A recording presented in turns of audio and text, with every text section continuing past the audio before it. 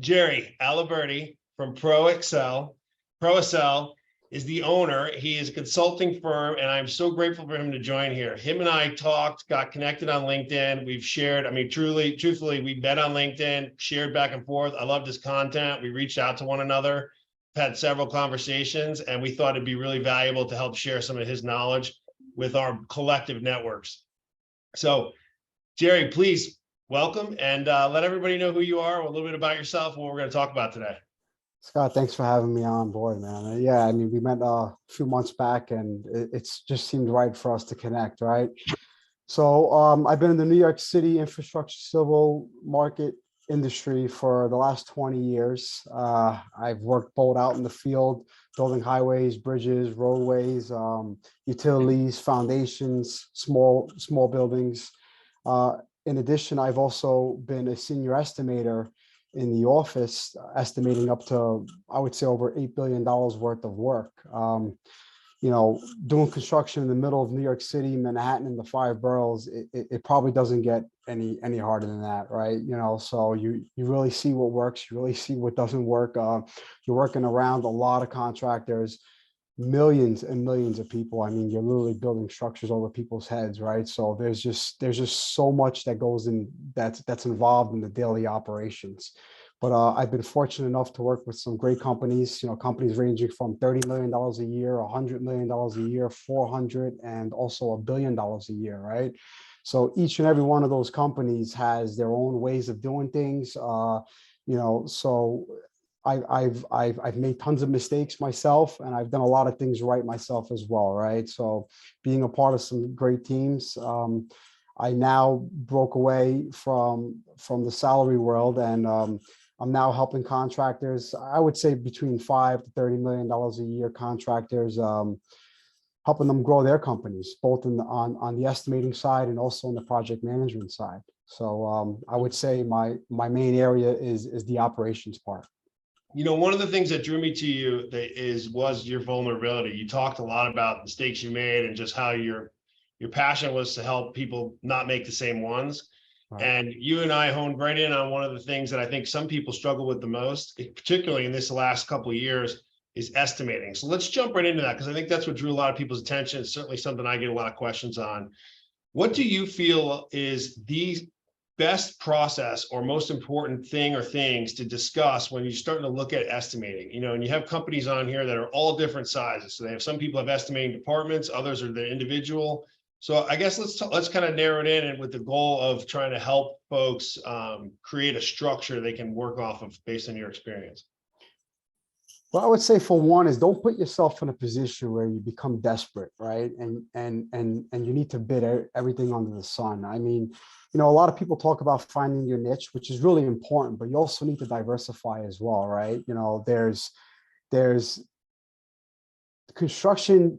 You'll go a couple of years where you're getting hit with a lot of private work, and then you'll go a couple of years where you're getting a lot of public work. You know, the good thing about public work, which is my main background, is there's always money coming in public work. Yeah, you'll have those slow times, but you know, there's always money coming in. So for one, you got to diversify your portfolio as well, right? So, you know, why do some contractors bid when they get desperate and they bid cheap work? It's because they wait too long. You know, a lot of owners that I speak to are coming from the field. They never really estimated. And you know, you only win 1 out of every 8 bids, 1 out of every 10 bids, whatever your ratio is. And you got to be in a really good position where you're always bidding work. If you have a big backlog, put more profit on the job. You will land one of those jobs every once in a while. Those are good jobs to have when you have a lot of profit. A lot of people are scared to keep bidding because they don't have the resource, they don't have the people, which is a major problem. You know, but you need to keep bidding work, so you don't get desperate. And when your backlog is going down, well, now you made all your profits when things were great, but then you're going to go through 2-3 years where your backlog is down, and you're going to be spending all that money that you had saved away in the bank for a rainy day on increasing your backlog and bringing all your people from the field into the office to estimate, you know? Let's So, let's touch on that a little bit. I hear often a lot of questions I'm asked. We might be looking at a project and we analyze margin with the customer, and we go to the customer and say, "Hey man, this is really thin margin. We you know we can or can't help you, or we can help you, but it's under these guidelines. Like, why did you bid it so thin?" And sometimes they really did. They bid it intentionally thin. And the things I hear is, I wanted to try to get this customer. I wanted to try to be able to like win that bid to prove I can do good work. And then, can you touch on that a little bit? What is your philosophy and thought process on using your bid or low margin or lower cost, I guess, however you want to look at it? Because you can have a lower cost be the highest margin too. It's really based on your business. But what's your thought process on that if you have clients or others that you've heard mention those kind of comments, and what do you suggest? well, I know one contractor in particular, he admitted that he bids low margins on every single project because he pushes his crews to push change orders. Well, what happens if there's not a change order on the, I mean, there's always going to be change orders, but what happens if there's not the right amount of change orders? I mean, that to me is a bit reckless and it's a bit dangerous, right? So to bid a cheap job just to impress your or to build your reputation with a new contractor, I mean, to me, that's a bit reckless as well, right? Because what happens if that project doesn't go that well, right? What happens if your project team isn't perfectly aligned with all the with the scope of work that you have set forth on that project? It becomes a bit reckless. I mean, I wouldn't go that way. I would rather just sit down with those contractors, take them out to a nice lunch, take them out to a dinner, and build my reputation that way, rather than trying to impress them on the project side, because anything can go wrong, and it does. I mean, construction is so difficult. Anything and everything will probably go wrong, and it gets a little scary because, cash flow becomes disrupted that way, and that's where people become very desperate. Let's dive into that a little bit. So in order to bid low or lower margin, you have to know your costs, right? If you're going to even add markup versus margin on your job, you still need to know your costs. So costs are a foundation of any estimate or bid. So I think where a lot of folks may get it right or wrong is in the costs, right? So let's talk about that. You're an expert on estimating. You give advice. You bid lots of big work. You bid small work. What do you do? How do you figure out your costs? What costs do you need to make sure are included? And let's just talk about the process of analyzing your costs so you can then therefore figure out what you do want to bid. Yeah, so for one, if you're working on Excel spreadsheets, I will get away from Excel spreadsheets. You gotta really look into some new software. For me, it was always HCSS, which is the predominant software program for civil infrastructure contractors. With this software, you're able to establish master estimates, right? And then you're able to use that master estimate and start a new bid. So you have your foundation set, right? And then from there, you're able to break down your items. You're able to break down all your activities, right? And then at the end, when you're done estimating, you're able to spit out reports, which is basically your audit of your project, right? So based on your schedule, you're able to look at these reports and you're able to see if things make sense. For example, if you got a 12-month job and in your items, you have a labor foreman worked in for 7 months, let's say, well, you have subs on that project, right? So your labor foreman is not always working, but you need to have a labor foreman for the majority of your project, right? The same thing for possibly an equipment operator, right? Who needs to support the subs. Well, if you're missing 3-4 months of a labor foreman or 3-4 months of an operator, you need to add that into your overhead. It's not working to your productions. So what I find is that a lot of contractors towards the end of the job, their profits start running away from them and they're scratching their heads like, well, what's happening here? It's probably because of that. That's what I find happening a lot on projects as well. Or to back up, and this kind of goes with the field as well, is you need to escalate your materials properly as well. Are you assuming that you're going to buy all this material up front and then the field made the wrong assumption and they bought all the material on the back end and they waited too long for purchase orders. So these are conversations that when you estimate, you kind of need to put together a presentation for your field staff as well, if they're not already involved in the estimating process as well, which that can get a little complicated too, right? Because the field is always going to want to add money to the bid, which is very easy to do. But as an estimator, I was always taught it's very easy to make a $10 million job, a $12 million job. It's what makes estimating so difficult is making it a $9,900,000 project. That's and actually building it and making it a profitable project as well. How do you- So, yep. Go ahead. Yeah, I was gonna say, how do you recommend adding overhead and like you said, your hard administrative costs, whether it's either upfront in the job, knowing what they are, allocating them to certain jobs overall or not? How did you go about doing that in your process? So do you mean overhead like office expenses, like accounting and payroll or and shop? Yeah, what great kind of question. overhead? So to me, that means anything that's not directly on that job that's going to end up being in your scheduled value. So that's all of your insurances, that's your Yeah. debt services, that's your equipment, that's your, office admin, payroll, labor. It's got to come from somewhere, right? It comes from profit overall, but like, how do you build that in? So this is where private work and public work really becomes different, right? So public work is very, very competitive. I mean, you'll have a lot of bidders on projects. It's very unusual to start putting in money for your accounting and your payroll and your shop expenses and all that kind of stuff in your overhead. I do hear that it's more common and you have more of a luxury to do that on the private world because you're able to negotiate your prices a little bit more. You're able to include and exclude stuff in your scope. That's not the case in public works, right? So it's a competitive bid. It's an open bid. It's a rip and read bid. Whoever's the lowest person wins the project.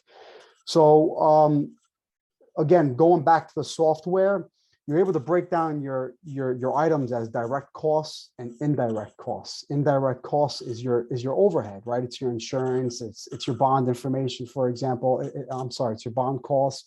It's all these additional costs that I'm talking about, possibly risk, right? If you're going to venture out into a different scope of work, you should probably put together a risk adjustment sheet and add that to your bid, especially if it's your first project doing something that you're not too familiar with. And then from there, you have to spread those numbers. So again, if it's a unit price bid, you have to spread those numbers in each of the unit prices. If it's an overrun, you probably would put more of that overhead and profit in because you're going to be getting more of that. If it's an underrun, you're going to put less of your overhead and profit, maybe even take money out of that and put it into other items as well. So it's really important that you spread your numbers accordingly as well. Does that answer your question, Scott? Or Yeah, I think so. Let me put myself on the spot for a second, and I want you to answer this honestly. I've often told contractors that the most important thing to any project isn't the price to win it; it's to finish it for profit, performance. And candidly, I think owners and I think general contractors, if I'm referring to a subcontractor who's our typical client, I would tell them, the most important thing to anyone is that you perform the job. The most important thing to you is perform it and make a profit. Now, in order to do that, you of course have to win it and you have to execute it. All right. So that said, what I will tell them though is I said, look, your costs are your costs, how you're running your business, the amount of people you have in it. There's costs that are just yours, where they have to be accounted for unless you're going to be willing to thin those out. So you need to know that. You need to make sure you account for those in all your bids and bid the work at the best possible price you can, but considering all your costs, not bid to win, but include your costs. And then I often will hear, well, I may not win any bids then. And so then I'll say, well, then you just need to bid more. If you win 1 out of 10 jobs, then you need to start bidding 20 jobs a time because you think, well, that's going to add more costs. Okay, well, then you need to look at your costs. That's what I'll say. Your costs are too high. Then you're in a field that you just can't do the work at an affordable price for yourself to make a margin. Something else is wrong inside the business, not necessarily at the market level. So I asked that question to you. Am I giving good advice in your opinion, or is that something wrong? yeah, no, absolutely. I mean, how do you bid work that you're not really familiar with? Also, in addition, is you need to understand your resources, right? So just recently, I was was working with a contractor, and it was a heavy excavation project, and he had a couple of months of having 5, 6 dump trailers on the run, and he only owns 2. Well, in the bid, he had the rate that reflected him. It was an ownership rate, right? So now he needed to rent dump trailers for several months. It's a higher rate. Well, he needed to make an adjustment to those rates as well. So it's small things like that can add up to be big bucks as well. And usually those costs add up to you or catch up to you towards the middle and the back end of the project as well. But like how I said before too, is, if a contractor feels that desperation and kind of needs to venture out into different avenues, they should put together a risk assessment sheet as well, and put a value to each of those risks that they're taking, and potentially either hedge it. And if they come up with $250,000 of risk, maybe they could hedge it to 125,000, or put the full 250 in if they're really not familiar with it as well. But you need to understand your resources. It's also good to get your project management involved in the pre-bid process in this particular situation as well, because they can give you their comfort level of running the project as well, and kind of give you that, a little bit more of that warm, fuzzy feeling of being able to run the project accordingly. But then when you win the job, right, like how you said, your cost is your cost. So with that being said, is how are you getting those numbers out to the field? Is the field understanding what the real cost is? I find that most contractors don't get that cost out to the field. I mean, it could be something as simple as a simple spreadsheet, just to let them know, hey, this item has extra overhead and profit in it, this item doesn't. If it's a unit price project, if it's a lump sum, you got to kind of break it down a little bit more. Lump sum is a lot more complicated because you don't have unit takeoffs to go by, an engineer's takeoff, right? So a lump sum project, you're coming up with your own takeoffs. And that's where it's really important to have good relationships with your subs, because your subs are relying on you to give them all these different takeoffs, right? And you don't want to just start giving away all your takeoffs to people that you don't have a good relationship with. Or if you think that you have a good relationship with them, they're going to go off and they're going to give your takeoff to your competition as well. And that's not a good situation as well. So it's funny, you bring up a great point. Suzanne Cox with Saltmarsh, she's a CPA. She's a construction expert, accounting CPA. I've had her on many times and we've done a lot of things together. But one of the things she said is the most critical thing that she suggests and that companies need to do that for their own success, but they don't, is to have project management and accounting meet weekly, so they understand exactly what you just mentioned, and to avoid those problems. Because if your accounting and staff department and estimating understand what's going on price-wise, but project management doesn't, you're done. If project management doesn't explain to accounting where they're at, what needs to be ordered, where they're at, they can't manage cash. And it's those two teams that don't really talk or communicate on a regular basis. So as a leader of a company, putting them together, she says, is critical. And it's like one of the first things that she suggests anytime she has a new client, and it makes a ton of difference in the world. And it solves exactly what you just mentioned is the problem. Field and in-house not knowing what to talk about. Well, that's where good software comes into play as well. And to answer Dave's question in the comments, the software I'm talking about is HCSS. And they also have other programs where you can record live productions out in the field in daily, every single day you put your productions in, and then at the end of the week or the end of the month when you put your payroll in, it matches your productions based on how many units you installed versus your payroll, and it tells you right there and then if you're making money or if you're not making money, and then that work gets shot back to the estimating department, right? And then every single month you should have project reviews as well. But I've been in a lot of situations where when I was in estimating, I would ask a project manager, hey, can you give me productions? Can you give me your unit costs on this particular scope? And I mean, more often than not, most had no idea how to even break down those productions, right? And then I would kind of give them a cheat sheet, and they still had trouble getting those numbers back. And it all comes back to the company. Well, why aren't these people being trained to track costs? I mean, our business is all about profit, right? So if you're not tracking costs and you don't understand your cash flow, then how can you possibly have a successful company, you know? So Well, in sales, we used to call that spray and pray. When yeah, sales reps would come in and just puke everything out. We used to have that yeah, medical device term, but I guess you just found the construction equivalent of you just do it and hope maybe is right, not right, a good strategy. right. Let me dial up. Let me change this to a couple things that come up often. Just quick questions. Does the terms of payment from your customer on the RFP or what you're bidding, does that impact the price that you would charge from a margin or profit perspective? What I mean by that is you're bidding a job that pays you in 30 days versus a job or GC contractor that pays in 60. Does that impact the price you offer? I mean, as a GC, that's more, you More as know, a sub, I mean, really, you're more as a sub, not as a GC, because the GC can typically handle or wait longer. well, I mean, why would you ask for a 60-day term contract anyways? I mean, I would get it in 30-day terms. Yeah, I'm not suggesting that they ask for that. I'm just saying Yeah. that that's what it is. You know, it is 60-day terms, or maybe it says 30, but it's just undoubtedly known that it's going to be longer, right? It's going to be 60. And maybe it's not the GC either. It's just the owner, you know, like I'll give you an example. In Florida, the Orlando airport, for example, the Greater Orlando Aviation Authority is widely known as taking a long time to pay, longer. 60 days, not 30. They're 30-day contracts, and the GCs are paid, you know, paid when paid all the way through. So that's just a known fact, right?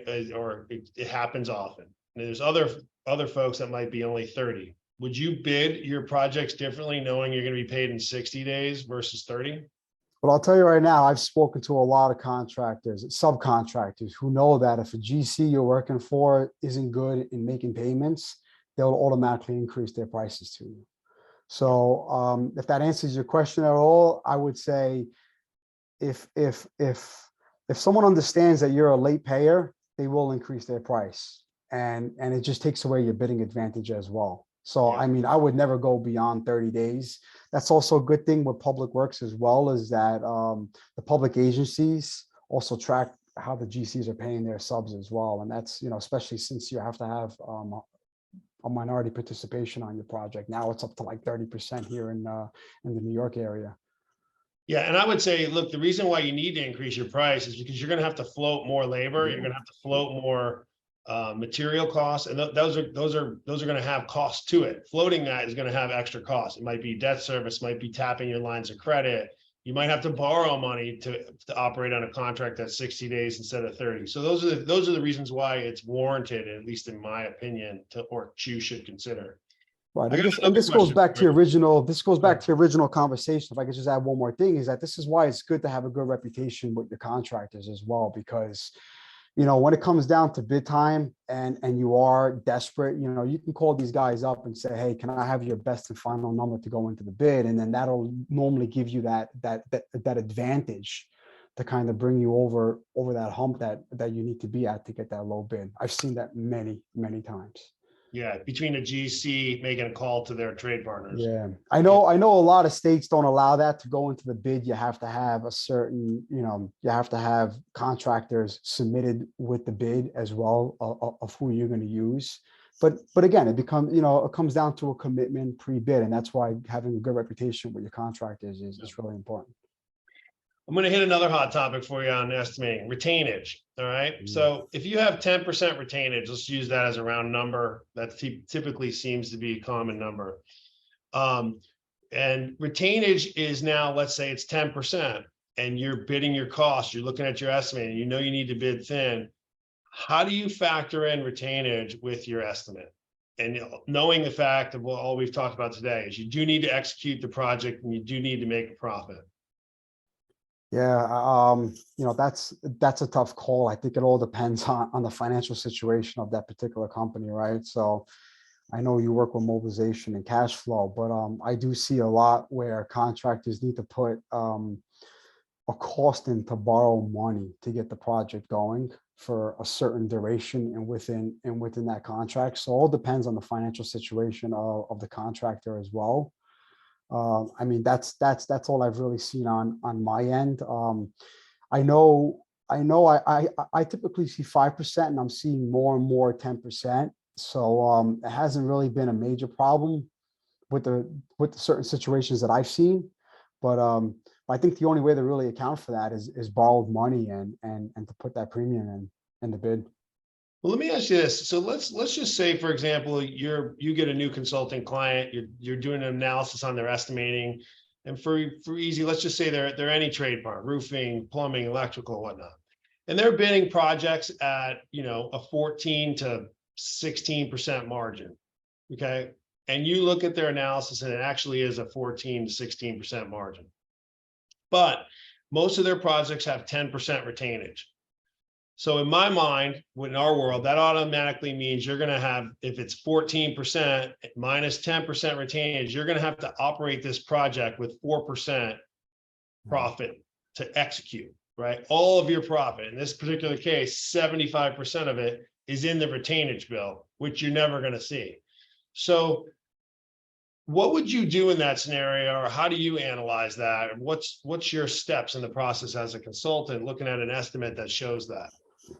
Well, Scott, I think it's part of the risk that you got to take in this business as well, right? And this goes back to the original conversation: is don't bid jobs when you're desperate, and bid low and cheap, or else you're never going to get a job. That mindset is going to put you in a tough situation, because you need to have those funds put away for this particular situation. I mean, every contractor, in my opinion, is going through this exact situation. It's part of the risk of owning a construction company. You got to really get your cash flow down right. You got to have good teams to push your projects for you, so you can get these profits, right? That's another whole conversation. Is based on the stats that you just said. I mean, what happens if the project doesn't go the right way? It becomes a lot more complicated. So, again, it's part of the risk of being a contractor. You can keep putting money inside of your bid and bid everything at 20%, but then you'll never get a job as well. So, right. One of the things about construction I think is interesting is, and you hit the nail on the head, is there's so much risk, right? There's so many opportunities to lose what profit you built into it. Yeah. That's one way to look at it. The other way to look at it is there's also so many opportunities to save money too. There's so many opportunities to gain some efficiencies. They may not always be there, but I go back to one example. We have a roofing contractor years ago we worked on. It was actually a public works job. They also did have a pretty thinner margin than they normally would have, for obvious reasons. It was an RFP, closed bid, they won. They were re-roofing a VA hospital. So they did. But one of the ways they've always estimated a bid is they always went about building their schedule based on their ability to cash flow it. So it would be like one crew goes out, sort of, I'm just going to be generalized, demo the roof, right? Pick it, clean it, get it down to the subsurface. Then the next crew would come out and surface it. And then the third crew would come out and kind of finish it, right? But what they did, they happened to meet us, and it was the first loan we ever did with them. So when they realized they had the cash up front, they knew what their expenses were, they rethought about the way they were going to go at that job. And they actually put two crews out there and had one start ripping and another one follow them right away. Long story short is they were able to execute the job in only 6 weeks instead of 10 weeks that they normally estimated. And that 4 weeks of payroll made that job, that 4 weeks of payroll savings made that job significantly more profitable. Whereas, so there's opportunities like that, I think, in there too, is when you do look at the opportunities for cash, or what savings you have, or how you go about executing the schedule. Now, you might not have that opportunity 50% of the way through the job, because there might be other trades on the roof. But you got to look at the whole overall job schedule too, and find out the places where you can gain efficiencies and not burn up cost. Right. Oh, absolutely. And it also saves a lot of money on your overhead costs as well, right? Because the more you extend the project, the more overhead costs you're going to have, for example, management, right? Or it increases the chances of more escalation. And then the more you stretch out that project, I mean, talking about a roofer, you want to be in and you want to be out because of the very reason that you just brought up. There's going to be other trades there. There may be an HVAC trade that's got to come in. The electrician's got to come in to do electrical work up on top of the roof. You want to be in and you want to be out. You don't want to have all these guys mingling with your guys as well, because all it's going to do is slow down your productions and it's going to extend your schedule. But it's important to understand your critical path as well in your schedule. I mean, in that particular situation, it's only 4 weeks, so the critical path is pretty straightforward. But if you're bidding a 12-month project or a 2-month project, you really need to understand your critical path items, and you need to really, really prioritize on those critical path items as well. And get your submittals and get all your paperwork done in the very, very beginning of the project, so you can hit that really hard. Yeah. All right, I want to ask you a question. Some basic criteria on bidding. Are there certain percentages that you think should be followed, or guidelines that should be followed for you should have at least this much profit, or material should be X amount of your bid, or overhead or labor, equipment, financing? Like, if your overall bid's X, like as you're breaking it down, does that fit? Is there any guidelines that you sort of think through? Well, I mean, you always need to have waste on your materials, right? So there's some waste. I mean, I know some contractors like to use 5% waste. Some contractors like to use 7% waste on certain materials. Then there's always the fluff factor on debris disposals, right? So there's some contractors who like to use a 60% fluff on soil disposal. Some contractors like to use a 200% fluff, which is pretty extreme in my opinion. As far as profit goes, I mean, that is up to the contractor. To start bidding jobs, I've heard many situations where contractors bid jobs at 0%, right? Because for the very reason that you brought up, they wanted to get into a job, or they just haven't picked up a job in so long because they waited too long to bid more work, and they got like into this red zone where they just needed to get work to pay for overhead. I mean, that's a bit scary, right? Should someone do for that? obvious Okay, that's reasons. fine. Should they do that? Absolutely. I mean, to me, absolutely not. But that's why you need to keep bidding, right? So even if you're really busy, you bid work with a higher profit margin. You just keep bidding work. It's like what Wayne Gretzky said: you miss 100% of the shots you don't take. I mean, if you're not bidding and you're not bidding, you're just going to keep missing work. So just keep bidding, even if you got to increase your profit margins. I've several of the companies that I've worked for as well in the past, we would just throw in flyers. We'll know the cost is X amount of dollars, that, let's say 10 million, and we'll throw in a 20-25% profit margin. And once in a while you'll hit those jobs, and those are great jobs. Those are great jobs to have. It's a great problem to have. Question for you. There's a question in the audience. I'll ask it since I'm seeing it here. Yeah. If you're a smaller company and you are outsourcing your estimating, what would the average cost be on a $1 million job? But with the I mean, that's tough to answer. When you I don't know if they mean the cost of outsourcing the actual estimating, or if you mean the cost of the job. Well, I'm not too sure about that, because some companies, what they'll do is they'll charge per page, which I never really understand. For me, it's like, okay, well, it's a $1 million job. It's going to take me X amount of hours to do this. This is my cost based on whatever their hourly rates are. You got to be careful, because there's a lot of estimating companies now that are all outsourcing overseas. That's really difficult. You really want somebody to understand your market as well.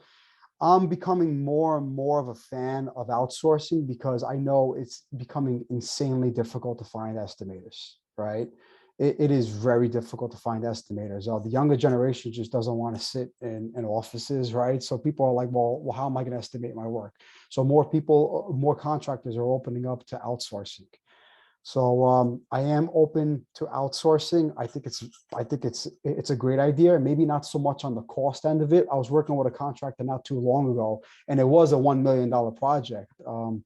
And he had this firm come up with takeoffs, put a cost to it, but didn't give him the breakdown of all of his takeoffs, and didn't give a breakdown of how he came up with all of his unit prices. He didn't give a breakdown of it was a landscaping project, right? So how much are you allocating for specific trees? How much are you allocating for the benches and the trash receptacles and all the different playground components?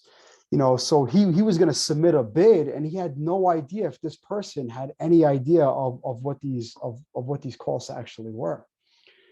Yeah. So I think I'm kind of going off, but that's really difficult to kind of Yeah. answer. You need to really analyze that.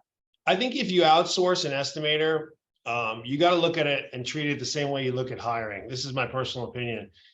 If you're hiring someone to solve the problem and you feel like making them an offer and them accepting it is the end of your problem and you're done, you're in big trouble. No. And the same thing is if you have problem estimating and you're going to hire an estimator service or person outsourced, and you think, phew, problem over, and expect them to know everything for your business in your world, you're also setting yourself up for more failure. So I guess what I would say to do there is make sure you invest the time to educate and train whoever you hire, outsource service, inside service, individual new hire employee. Really teach and train them what your costs are, what you do, what you're thinking, what your thought process is, so that they're estimating in line with exactly what your thoughts are as the owner or the business leader in any particular fashion. Well, as far as in-house estimating goes, one of my biggest pet peeves is, a lot of owners or a lot of chief estimators, if it's a larger company, say that they're too busy to review estimates, right? Well, I mean, that's pretty scary, right? So you put together an estimate, I always like to say, well, your estimating needs to be done 1 week prior to the bid date, right? So so whomever has a chance to review that bid. You need to put a second set of eyes on these bids, because who's miscalculating the amount of material you need? Who has another opinion based on their previous experience and knowledge of productions, right? Maybe your productions are twice as much as what they should be based on historical data that specific person has. Every bid should be checked by a second set of eyes. Now, when you're checking when you're checking that bid, you should bring in your junior estimators and your younger estimators, and you should train them while you're reviewing that bid as well. I know it's a lot of extra effort, but it's part. I mean, every construction company starts in the estimating department. You got to win bids to go build bids, right? So it all starts in estimating. You got to have a solid estimating department. And then you might not make money in the estimating department, but you can lose it for sure. If you start in a bad spot, you're losing money out of the gate, and you're putting a tremendous burden on your field team, which already has enough of a burden just dealing with the flows of a construction site anyway, just to execute what otherwise was a well-managed bid, Yeah, well, when you win a job and the job does well, the project management team usually praises themselves, right? But when the job doesn't go well, they always blame it on the estimators. So it's a very tough life to be a full-time estimator, because you go many months without winning work, and especially when you're working for larger firms and you spend several months working on one specific project, you can go months and months without winning and without feeling that sense of achievement as well. So it's really important that you run your estimating department really well, and you have the right software where everybody knows the system and the process of going through a bid from day one to the very end, and you got to celebrate wins as well. So there's two questions in the audience chat I want to ask you. Sergio asks, I had seen some positions that asked for a mixed profile between estimator and project manager. Do you think that's a good situation? You mean as experience goes? Well, naturally, that's my experience. And I can tell you this, as an estimator, it's built a tremendous amount of confidence in me to make decisions while I'm estimating. I mean, big decisions, multi-million-dollar decisions, to put certain stuff in the bid or even take some stuff out of the bid based on my knowledge of running the project. So, I mean, I ran my own projects as the #1 person out in the field. So for me, I know all the little details that have to be put into a bid, but I also have the confidence to take money out because I feel like I may be double dipping in some situations as well. So, I mean, to answer his question and give a really honest opinion, I really think you need to have field experience to really be, you know, a very confident estimator. Yeah. The way I would answer that is, I agree with you. I think if what's perfect would be a great mix of project management experience versus estimating. I mean, obviously, if your project managers all had to estimate their own work and then execute it, they'd probably go about it a little different, and vice versa. If you had a project manager on the field that had to estimate the things you're going to know, the type of things that go on in the field, the way you're going to execute something, you're looking at a takeoff or a set of drawings, and you just know to build that, it's going to take this, and this instead of what might be a normal per square foot cost. Like you can't, not every square foot has the same cost on every job site, regardless of the same building even, right? So things like that I think are important. So cross training, even if it's not even completely cross training, but just giving them the experience to spend a week out on the field, in the field for an estimator and vice versa for a project manager, that awareness is going to be tremendous. So I would say, if you can have someone with both talents, that sounds like a great unicorn to me to have. Hire as many of those people as you can and pay them real well and make sure you treat them good. On the flip side, take the people you have and give them some exposure to both sides. You're going to ultimately cultivate some of those talents yourself. If I could just add one thing, I've posted about this several times on LinkedIn as well. I think every company should send their estimators out to the field one day a month, mandatory, one day a month, give them certain tasks to go out there and come up with their own costs, take some pictures, and then get the plan sheets, get the sections, get the specs that are involved, put it together into a small packet, put it into some kind of a network drive where everyone has access to that, where it's just fresh historical data.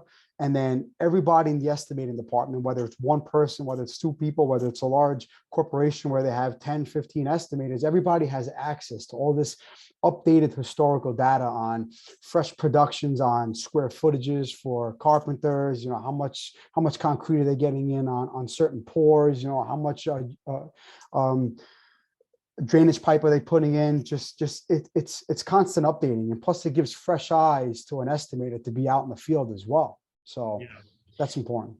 Yeah, I would, to answer that, I would also add one other thing that just came to my head is, on our team, we're trying to make loans and assessing it, but what we're really doing is assessing a project cash flow for a construction project. And because we've looked at so many over so many years now, there's a lot of opinions and it built up internal experience. And undoubtedly, we have what we call a credit committee where there's 7 or 8 of us sitting in a conference room looking at that cash flow and can it be done? Does that make sense? And you know what? It's the room, regardless of the 7 or 8 people, and they're all different positions. Some are leaders, some, most are not actually. But the ones that are all of us at some point or another have brought up a suggestion on something that's actually helped a client be able to be better. So I say that because it's good to not make decisions all by yourself. You shouldn't put that burden on yourself as an owner or a leader. Put the project management estimating team together before a bid goes out, and actually say, hey, look, this is what I'm bidding. Does this look okay? Am I missing something? If you create a team where they might even meet just once a week, just to skim it over, or there's a dashboard or a set of basics that get set up and put some more collaboration in there, I think you'd find your company will do much better, both executing work, but also winning work. Jennifer has a question. She said, our main issue is we want to bid more jobs and we are outsourcing our estimates. We feel the individual is doing a good job, but we have recently only started using one. We are now sending our materials costs to him to use in our takeoffs, but some numbers are on and some are way off. What would you suggest there, Jerry? Well, in order to build trust and to build confidence in yourself as the GC, I would certainly check the first couple of bids that they start submitting to you. If some are on and some are off, that's certainly a red flag. I mean, not every single estimator is going to get everything right. It's very difficult to look at a large set of plans and a large spec and build a job in your head in 2-3 weeks, right? So you are going to miss stuff. That's why they call it an estimate. I mean, you need to be on point with that. I would certainly call them out on the stuff that they're lagging on so they can build their system and processes a little bit better as well, because the stronger they become, the stronger you're going to become as well, right? So I would certainly not, again, this is just my thought process.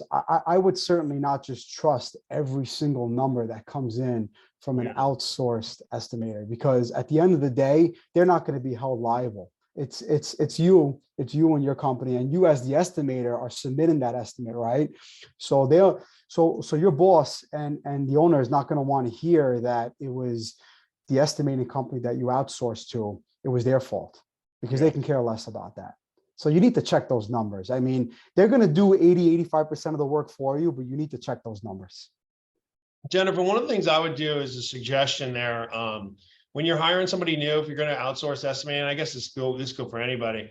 I think you should run dual paths. Hire them, have them do the whole estimate, but you do the whole estimate too, and you'll have two comparisons. You can start to see what exactly is different between the two bids, which will help guide that person who's doing the estimating for you on what they should be thinking or what they might have missed. It'll also allow you to identify quickly what is missing or what is different and why. And I think that'll help you in a training scenario, because it's going to be a lot of work. Don't get me wrong. Hiring new people is a lot of work. Bringing on an outsourced service is not easy either. But that might be one thing that you could do to help a lot. The other suggestion, and this is a cost also, one has a time cost here, the other one's going to be cost, is hire two estimating companies and let them both bid the same exact jobs, the same exact projects, and see how they compare to one another. And ultimately just start to get a feel over time with who's got the better bid, who's got the best one, who do you feel more comfortable with? When you're communicating back and forth with them, do you get a better feel with one or the other that's capturing it? Understand what process they took to come up with their numbers versus just, bidding. And then land on something that'll actually help you feel good and comfortable with. That might be another way to do it. If I could just add one more thing, Scott, is instead of giving them the entire project, just take the top 5, take the top most important items, and you estimate that in-house, and then give them the less important items as well, because outsourcing to two different estimating companies is twice as much money as well. But if you think about it, you need to build a good, trustworthy source to get your estimates. So it's a bit of an investment up front as well. But like your first option, that's how joint venture partners do it. When you're working for large corporations who are bidding multi-$100 million contractors and they bring on a joint venture partner, both joint venture partners are bidding the exact same items. And then you come in several weeks before the bid and you brainstorm together. And you see who's more, who's less, who's missing what, and that's how it all comes together. So you can look at them as a joint venture partner as well. So there's different ways to view the situation. It all depends on the size of the project as well, and how much time and how many resources you have. Yeah. Like how I said, most contractors are all looking for estimators, so they probably lag on the resources of estimators. Another question here, and I'm Jerry, I'll let this one go to you. I wouldn't know, but is it industry standard to pay your in-house estimator a percentage of the bid? I'm sorry. Is it industry standard to pay your in-house estimator a percentage if the bid is awarded? And if it is, what is a fair percentage to pay? So I'm assuming he's talking about getting like a bonus, right, based on the bid. It's funny. I posted this on one of my links several months back, and man, it was the one thing that everybody's just started to come at with all different kinds of opinions. So I could see this going in a lot of crazy directions. I mean, there's certain things that you really need to be careful with, right? Because if I was an owner of a company and I presented that to my estimators, well, what's going to keep them from putting in a really low bid? Maybe they're strapped with money and they just need that money, right? So it becomes a little dangerous. You want to be able to win a job by only leaving 5% on the table as well, meaning of the difference of cost between your bid and the second person, right? So, if I were to go that route, if I was an owner, I would say, okay, I'll give you X amount of percent, but it's got to be within a certain percentage of the second person, right? you understand what I'm saying? So it's a really tough call. You know, I can see opinions really being split on this as well. But at the end of the year, that's where you maybe compensate your estimators as the projects get going and as you start seeing that those unit prices and that lump sum cost is actually happening and you're meeting your costs. Then at the end of the year, you should take care of your estimators via bonus. Yeah. A bonus structure per bid gets a little complicated. I do have an opinion on this actually. Now I'm listening to it and thinking it through. You know, I wouldn't do that honestly if it was me. I wouldn't do it at all. It could be dangerous. Anything to do with winning. No, because what I think would be more important is we just talked about how important project managers and estimators are. They could be so effective together.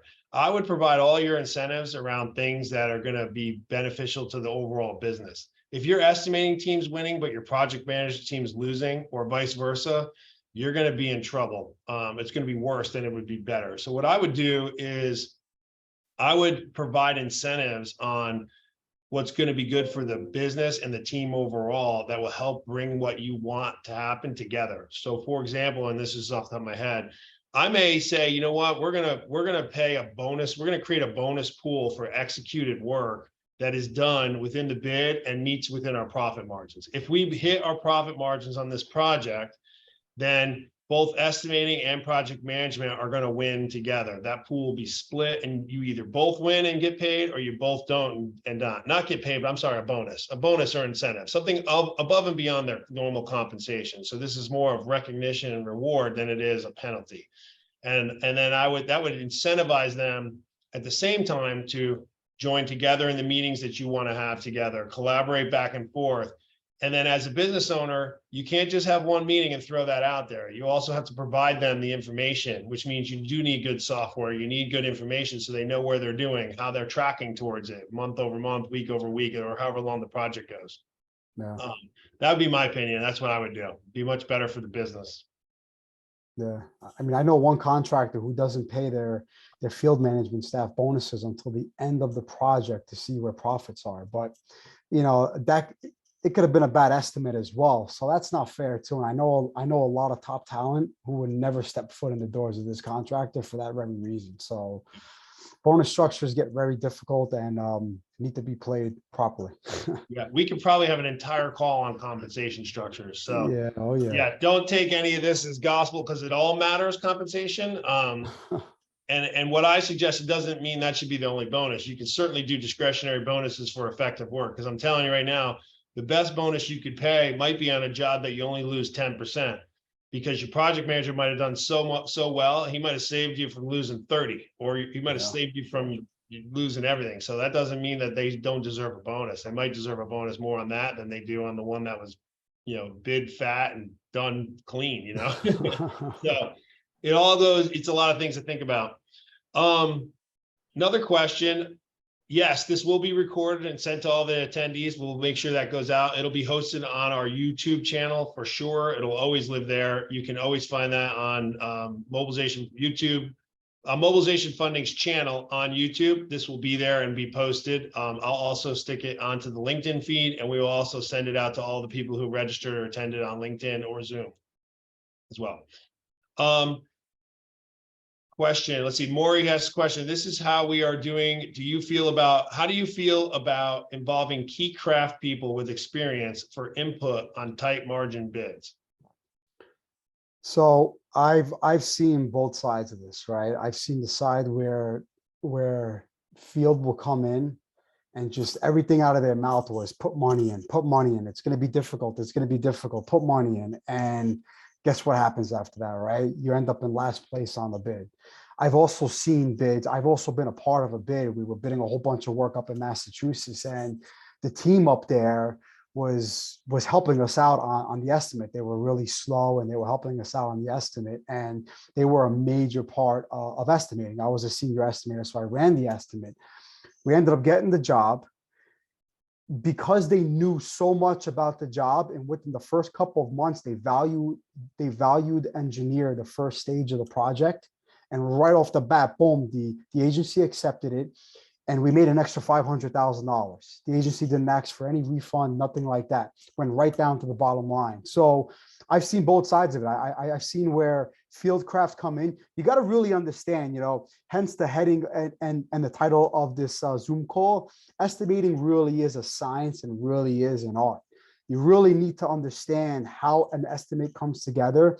And a lot of field crafters don't really understand how that works, right? So for them, it's just put money in, put money in. So it's a really tricky subject. You gotta really understand what they're telling you. You got to write it down and you got to digest it properly. And again, that comes with field experience and that comes with experience as well. So, it's a bit of a gray area, and it really comes down to the team, and it really understands your knowledge, and you really need to digest that information properly. One of the things, as I'm listening to this, I would just put through an ad. I think if you're a smaller company, you don't have these huge departments and you're not bidding, tens and tens and tens of millions of dollars of work. I think the takeaway from here is include the talent you do have inside your company together on estimating. If not on every bid or every estimate, at least start to include them on how the estimator might want to start considering the type of work that you're doing. Hey, take this into consideration. There's some nuances to our individual business that just makes it more expensive or where we can save. Give the estimator as much perspective and tools as you can, and then collectively sit around a table and maybe you look at every other estimator bid, but just start to invest some time as a team to get your collective team's knowledge as a smaller business into the one estimator or the one or two estimators or senior estimator versus a junior estimator. Get as much information into them from the whole team together, and it'll help everybody get a vested interest in what you're trying to accomplish. If you're a huge, big company, you might not have the time for all that, but you should invest in a team meeting schedule where you're bringing estimators and project managers, and you can start to cross-train and all those things. But for smaller companies out there, get your whole collective unit together, leadership all the way through, to help yourselves. I think you'll find a lot of value in doing that, and the perspective of the team will help open up everybody's eyes, both sides, field and estimating. I mean, I had one situation where we brought the carpenter in, and the carpenter foreman knew that he knew the critical path of this particular project, and he knew that he was able to reuse the forms on an earlier operation and reuse those forms for a later operation. And we had probably $200,000 in on that later operation to buy new forms and gang up new forms. And he's like, no, take that money out, because we're just going to do it once, and then we're going to bring that to the later operation. So in that particular situation, it was great to have that craft person. I mean, unfortunately, we didn't win the job, but if we would have won the job, now we knew that we had that, and he would have been held accountable for that. Well, where you see that too, Jerry, is you see like jobs where something you got a very intricate building maybe and or a site that's tough, and the architect is in charge. All of a sudden they realize like something is off with the design, and now the architect's trying to figure out a solution to re-engineer it so that we can get back to work. And the smart architects create something that in their own head that now has a lot of cost to it that drives it crazy, makes it worse. Or they go grab this, if it's structural steel percent, they go grab the sub, come here, let me show you the problem. Do you have any field ideas? And all of a sudden, it's the architect's going to get it, but the field engineer expert, the structural steel guys, give them some solution of something they did before that puts the architect on the right path, and it doesn't add any cost. Couple quick tweaks, And so that's the project big picture equivalent of what we're trying to suggest here that you do inside your own squad.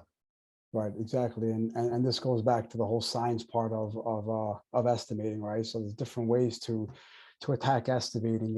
It's a process. It takes a lot of time, and it takes a lot of losing bids, and then also analyzing why you lost the bid as well, right? So that's something that a lot of contractors don't do as well, is why did you lose a bid? What were some areas that you could have gained knowledge on that you didn't even bother to find out more information on?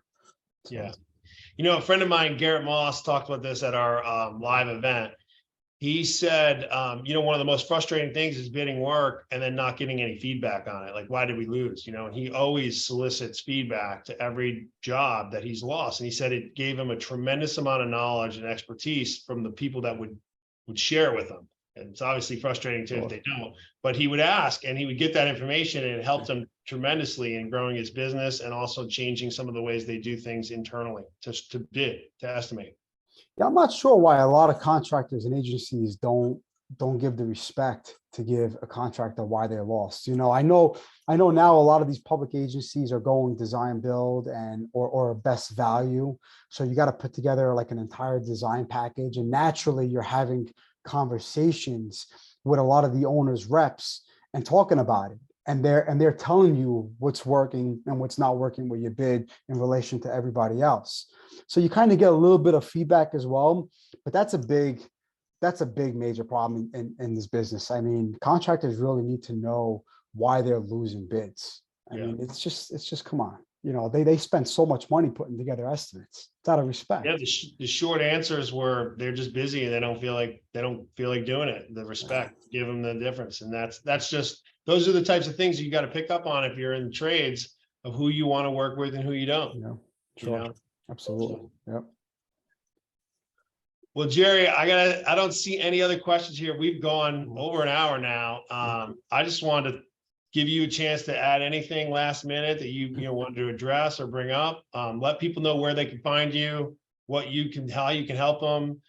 If there's anything at all that you can, offer or they need to do, let them know how they can get to you. So I'm hot and heavy on LinkedIn. I love new connection requests. Just send me a connection request and tell me that you heard me on Scott's webinar. I would love to connect. You can reach out to me, DM me on LinkedIn. In my profile, you see my email address. It's Jerry with a J, Jerry at pro-accel, ACCEL.com. And that's it. I mean, I'm more focused on operations, helping contractors improve their inefficiencies and become more efficient, both at estimating and also out in the field.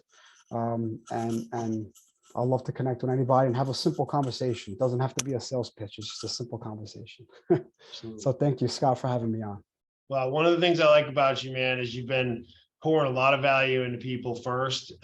You haven't ever asked for anything. I asked you to come on here because I thought that exact reason. So I think you're doing a great job, man. I'll keep it up. Awesome.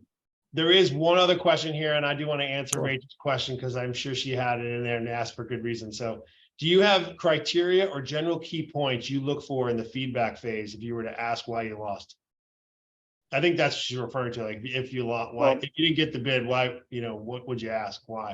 It's general questions, right? So if there's 3 estimators involved, you just go around the room and you say, "Hey, what are your thoughts on this? What are things that you were thinking about doing that we didn't follow through on?" So just general questions such as that, and were there areas. Because there's always a lot of times where estimators would want to take a major cut right before the bid, and one of the higher ups is like, "Nah, that's too risky." So once you build more on top of that and bring to the table why you felt that would have worked out well, right? So bring that education to the table. I mean, listen, 3, 4, 5 minds is thinks a lot better than one. So it's just general questions. And you go around the room and you ask everybody's input of why they think that we lost and what we could do better for the next bid as well. So.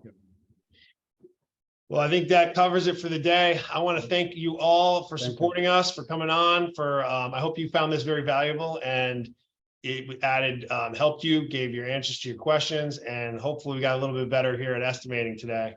I did just launch a book that will be coming out. It's called The Big Book of Cash Flow. It does specifically address a lot of the things we talked about today, just project cash flows, why you run them, how to add margin, how to think about markup, the relation between the two of them. I'll be putting that out here sooner or later. It is called The Big Book of Cash Flow. You can't purchase it yet, but it'll be out within a week or so. So you can find us on Mobilization Funding. I'm on LinkedIn, obviously, as well, and mobilizationfunding.com. and as well as our YouTube channel, where we have a lot of this webinar information. This particular webinar will be housed, but there's also lots of great content there to answer some of these questions for you. So appreciate you guys. Thank you very much. And Jerry, I really respect and appreciate your time today, man. Thank you for welcoming and Thank joining you. us. Awesome. I love it. Thank you. Thank you. All right. Take care, everybody. Have a good one. Bye-bye.